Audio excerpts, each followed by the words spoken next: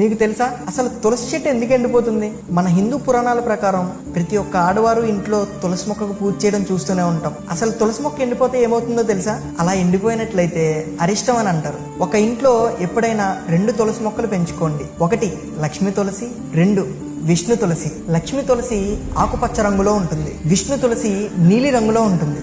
మనం తులసి మొక్కని చాలా పవిత్రంగా పూజించాలి. ఎందుకంటే తులసి మొక్కలో ముక్కోటి దేవతలు ఉంటారు. తులసి మొక్క కింది భాగంలో గంగా, యమున, కావేరి, నర్మదా నది దేవతలు ఉంటారు. మధ్య భాగంలో సకల దేవతలు ఉంటారు.